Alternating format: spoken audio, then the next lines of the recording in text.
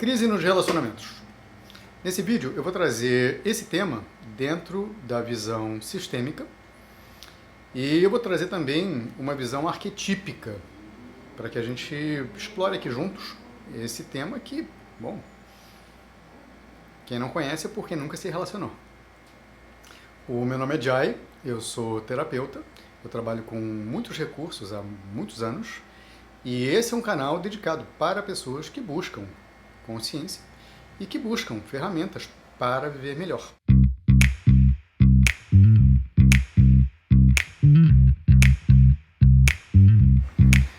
Quando a gente fala sobre crise num relacionamento, é importante a gente trazer alguns elementos importantes, tá? Que uma das marcas de uma crise num relacionamento é a fase quando a paixão termina, porque paixão tem um prazo de validade, e a gente se depara com a realidade. Dentro de uma visão sistêmica, é importante a gente entender o seguinte: quando duas pessoas engajam num relacionamento, na realidade, é mais do que duas pessoas que estão ali. Cada pessoa tem o seu pai, a sua mãe, tem os seus tios, avós, bisavós, ancestrais, e todos os sonhos, e essa pessoa, ela na realidade dá continuidade aos amores, às dores, aos sonhos dos antepassados. Então, a gente, antes de se relacionar com o outro, a gente carrega essa bagagem, que é uma bagagem que eu venho falando nos outros vídeos, dessa consciência de grupo. Quer tenha consciência disso ou não. É claro que facilita muito quando a gente tem consciência disso. A outra pessoa também, ela também tem os pais, o sistema familiar, os avós, os bisavós, os tataravós, e a vida continua através dela. Quando a gente traz esse panorama, a coisa amplia, né? A questão é a seguinte: quando a gente engaja numa relação, o período onde a gente tem aquele encantamento, ele tem um prazo de validade mesmo, né? É a própria sabedoria da natureza para a vida continuar, né? É o encantamento venusiano que nos toma. E aí, e quando a gente fala de relacionamentos, a gente está falando sobre uma dinâmica de projeção. A gente se apaixona, a gente se encanta pelo outro, pela outra pessoa, com os atributos que a gente deseja, com os atributos que a gente valoriza. Quando tem um desencanto, que é necessário para qualquer relação real, é importante ter esse desencanto. Porque a partir daí a gente se depara com um terreno onde a gente pode, de fato, desenvolver essa relação ou amadurecer. Se não, caso contrário, é o que acontece em muitos períodos da nossa própria vida, ou o que acontece com a grande maioria das pessoas, que é ficar repetindo o mesmo padrão o tempo todo. Então, antes de se relacionar com outra pessoa, eu tenho uma bagagem familiar anterior. Na visão arquetípica, a gente fala de uma jornada, tá? Então a gente tem uma estrutura de ego, tá? Necessária. A gente tem a possibilidade de desenvolver uma jornada em direção à nossa alma. E a gente tem um outro período, que é um período de maior maturidade, né? Que dentro desse sistema que eu estudo é o período que a gente retorna mais robusto, mais consciente de um monte de coisas, né? E esses períodos, eles têm certas cronologias. Para não me estender, ficar no foco do vídeo, a questão é a seguinte. O arquétipo do amante é esse arquétipo quando a gente se encanta por uma outra pessoa e a gente engaja numa relação. É esse lugar onde a gente se lança e descobre um universo muito amoroso, de tremendos potenciais, que envolve a energia de Eros, que envolve a energia erótica, e a gente vivencia esse período e que a vida fica, nossa, cheia de cores. É lindo esse período. A questão é a seguinte. Esse período, essa fase, o arquétipo do amante, que a gente começa a reconhecer a existência dele jovem, adolescente, jovem, enfim, é parte do processo da gente descobrir a nossa alma. Antes desse processo, tem a base de formação da nossa estrutura de ego, né? O arquétipo do inocente, que é a criança na gente, o arquétipo do órfão, que é a criança na gente, o arquétipo do guerreiro, que é esse indivíduo, essa condição masculina de ir atrás da energia masculina, tá? De ir atrás daquilo que a gente precisa, da gente se defender, da gente proteger aqueles que a gente ama. E o arquétipo do caridoso, que é essa condição da gente cuidar de quem a gente ama. Tá? O arquétipo do guerreiro, o arquétipo do caridoso, dentro desse sistema, no final das contas, tem essa referência inicial do pai e da mãe. Né?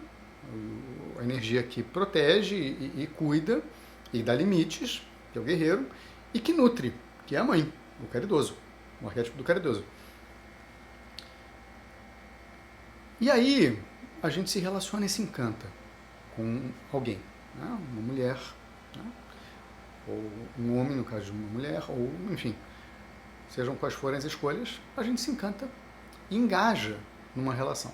E a gente vive esse período erótico, esse período abençoado, regido por Eros. Só que antes disso, a gente tem uma bagagem do que a gente aprendeu com os nossos pais, do que a gente aprendeu no nosso sistema familiar. Não tem como fugir disso. Essa criança que vive dentro da gente, ela vai se apresentar mais hora, menos hora, em qualquer relacionamento que a gente se aprofunde. Fato. É assim que é. A questão é, existem dinâmicas dentro de uma dinâmica familiar que ela pode ser muito funcional e é lindo quando acontece. Eu como terapeuta, me emociono quando eu vejo essas demonstrações. Sinceramente. Mas o que a gente mais tem são dinâmicas de desequilíbrio e dinâmicas disfuncionais. E a gente imprime essas referências dentro da gente. E essas referências, elas vão se apresentar numa relação. E isso é parte, gente, do que eu falo no início do vídeo, do processo necessário da gente quebrar o encanto, da gente viver, depois de viver um período de, nossa, a gente fica literalmente em outro estado, né, de consciência. A gente cai na real. E dentro disso é uma tremenda possibilidade da gente lidar com esse real e amadurecer. É uma tremenda possibilidade. Tá? Como eu falei, para muitos e muitos de nós, não existe essa escolha. Então a única coisa que a gente faz é ficar repetindo o que a gente conhece. Quando há a escolha de realmente amadurecer e ter a possibilidade, seja da relação se desenvolver, seja de você com a tua alma amadurecer, há que se olhar na direção que precisa ser olhado. A direção que a gente precisa olhar dentro dessa visão sistêmica é para a nossa dinâmica familiar. Por quê? Por um motivo muito simples. Você pode mudar o outro? Pode mudar outra pessoa? Não pode. Ninguém muda ninguém. O que a gente pode é criar um espaço que permite a mudança. E quando a gente está bem, isso é possível. Quando a gente está lidando com as nossas questões, isso se torna possível. O que, via de regra, acontece é eu querer mudar outra pessoa, que é o próprio sistema de projeção acontecendo o tempo todo. Eu desejo que a outra pessoa seja assim, seja assado, que ela queira isso, que ela queira aquilo. Ao passo que, quanto mais eu invisto as minhas atenções, a minha energia, os meus desejos na outra pessoa, mais eu me ausento daquilo que é possível para mim, nas minhas mudanças. E quando eu olho com esse nível de consciência, esse nível de responsabilidade para a minha história, para minha bagagem, do que eu aprendi com os meus pais, do que existe de dinâmicas que eu não percebi ainda dentro do meu sistema familiar original, eu posso trazer um outro nível, uma outra qualidade de presença, uma outra qualidade de entendimento que, por si só, beneficia a relação e possibilita a relação crescer. Porque a gente nunca pode perder esse ponto de vista, de foco.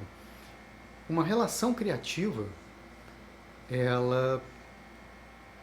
criativa, tá? Uma relação criativa, não estou falando de relações destrutivas, uma relação criativa é sempre com a escolha constante de estar ali, de estar presente e de lidar. Então, esse é o momento importantíssimo da gente acordar para um monte de coisas quando tem essa quebra do encanto, onde a gente cai na real, onde a gente precisa olhar para as nossas questões e deixar a outra pessoa olhar para as questões dela. Aí tem uma possibilidade de um encontro num outro nível. E isso é possível para todos nós. Mas há que se caminhar esse caminho interno. E ele é ele que possibilita a gente acordar a gente de certos transes infantis que a gente carrega. Porque nesse sistema projetivo, o que acontece é a criança em mim deseja que a outra pessoa satisfaça certas coisas que lá atrás eu não tive, e vice-versa. E a gente não fica nesse estado de consciência realmente presente e muito menos adulta. Tá? Mesmo porque se tornar adulto ou se tornar adulta não é uma questão de idade, é uma questão da gente desenvolver a condição de ser adulto e ser adulta. Tá?